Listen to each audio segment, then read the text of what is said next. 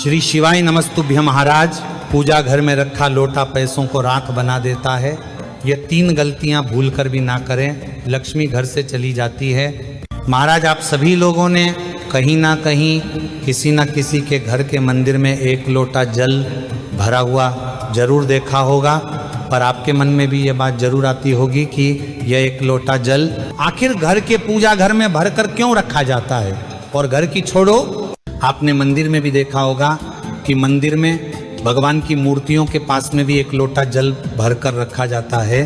तो आखिर इसका कारण क्या है, और क्या हमें भी अपने घर में पूजा घर में 1 लोटा जल भरकर रखना चाहिए? सारी अद्भुत जानकारी आपको इस वीडियो में हम देने वाले हैं। महाराज, हम सभी लोगों के घर में एक ऐसा स्थान होता है जिस जगह पर हमारे घर के भगवान स्थापित होते हैं और जिसे हम हमारे घर का पूजा घर भी कहते हैं। आपने अगर ध्यान से कभी किसी के पूजा घर में देखा हो या मंदिर में देखा हो तो हमेशा भगवान की मूर्तियों के पास में 1 लोटे में जल भर कर रखा जाता है।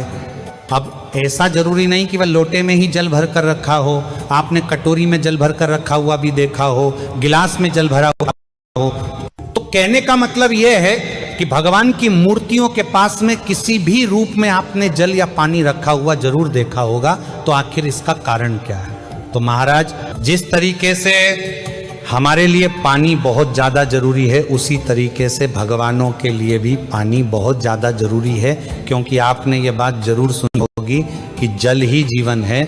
और जब हम भगवानों की पूजा करते हैं, उनकी सेवा करते हैं, उनको भोग लगाते हैं, तो क्या हम उनके लिए ये छोटा सा कार्य नहीं कर सकते?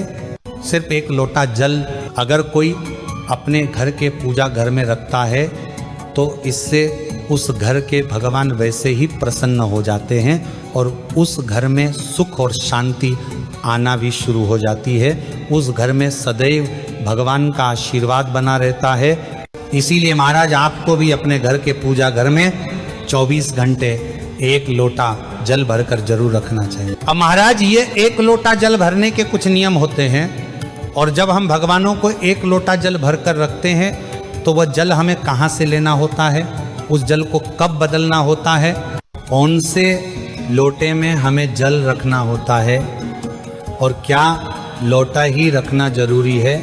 कोई और पात्र में हम लोग इस जल को भरकर भगवानों के लिए नहीं रख सकते, ये भी आप जान लीजिए। महाराज, वैसे तो भगवानों के लिए चांदी के किसी पित्र में ही आपको जल भरकर रखना चाहिए, पर ऐसा सभी लोग नहीं कर सकते हैं। इसीलिए आपके घर में कोई एक छोटा सा लोटा हो, क्योंकि 1 लोटा जल मंदिरों में भरकर रखा जाता है। वहां पर स्थान बड़ा होता है तो 1 लोटा जल रखने में कोई परेशान नहीं होती है। पर हमारे घर के पूजा घर छोटे होते हैं और अगर हम वहाँ पर 1 लोटा भरकर रख देंगे तो वहाँ पर हमारी बहुत सारी जगह चली जाएगी और फिर भगवान ही नहीं दिखेंगे। इसलिए आप चाहे तो बाजार से जाकर एक छोटी सी लुटिया या छोटा सा गिलास लेकर आए, जो आपके घर के पूजा घर में बहुत कम जगह में रखा जाए और उसके अंदर फिर आप जल भरकर रखें। अगर किसी कारण से आपके घर में गिलास या लोटा वगैरह ना हो तो आप उस स्थान पर भगवानों के लिए एक छोटी सी कटोरी में भी जल भरकर रख सकते हैं। पर बाद में आप बाजार से नया पात्र लाकर उसमें जल रखना शुरू करें। महाराज, अब हमको ये जल कब रखना है, कब बदलना है और कौन सा जल लेना है, यह आप जान लीजिए। सबसे पहले आपको ये जल शुद्ध और ताज़ा ही भगवान के लिए भरकर रखना चाहिए। और रोज़ सुबह जब आप अपने घर के भगवानों को स्नान कर कर बैठाते हैं, उसके बाद में आपको ये 1 लोटा जल अपने घर के पूजा घर में भगवान से बोलकर रख देना चाहिए। और आपके सभी भगवानों को अलग अलग जल रखना आपकी ज़रूरत नहीं है।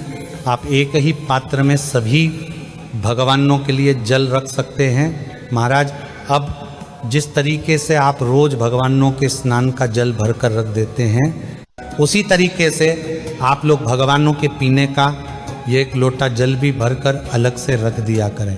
और अगर आपके घर में हैंडपंप या जेट लगा हुआ है जहाँ से आपको तुरंत ताज़ा पानी मिल जाए, तो फिर आप लोग उस समय मोटर चलाकर ताज़ा पानी निकालकर वह जल ही भगवानों को रखें। महाराज, अब आपने एक बार सुबह भगवानों को स्नान कराने के बाद इस जल को पूजा घर में भरकर रख दिया। अब आपको पूरे 24 घंटे के लिए इस जल को बदलना नहीं रहता है। मतलब जैसे आज की पूजन के बाद जब आप अगले दिन पूजन करेंगे तो उस समय इस जल को बदलेंगे, क्योंकि ये जल बार बार बदला नहीं जाता है। 24 घंटे में जब आप भगवानों को स्नान कराएं उस समय इस जल को बदला जाता है। महाराज, अब जो एक दिन पुराना जल होगा उस जल का हमें क्या करना होगा, ये बहुत ही ज़रूरी प्रश्न है, ये आपको ज़रूर पता होना चाहिए। महाराज, जैसे आपने कल पूजन करी और आज वापस से पूजन कर रहे हैं तो आप अपना जल जरूर बदलेंगे। तो पुराने जल को डालने के सिर्फ 2 ही स्थान है। सबसे पहले किसी वृक्ष में या पौधे में, और दूसरा बहते हुए जल में यानी कि पवित्र नदी में। बस ध्यान रखना कि इस जल को तुलसी जी के पौधे में नहीं डालना होता है, क्योंकि ये जल हम सभी भगवानों को रखते हैं, जिसमें शिव जी भी होते हैं, गणेश जी भी होते हैं और सभी भगवान होते हैं। तो इस जल को हम तुलसी जी के पौधे में नहीं डाल सकते। इसके अलावा जो पौधा आपके घर में हो उस पौधे या गमले में या किसी पेड़ में आप इस जल को डाल सकते हैं और वापस से फिर अपने इस पात्र में नया जल भरकर भगवानों को रख सकते हैं। महाराज, आपको सिर्फ जल बदलने की ज़रूरत होती है, आपको रोज उस पात्र को नहीं बदलना है।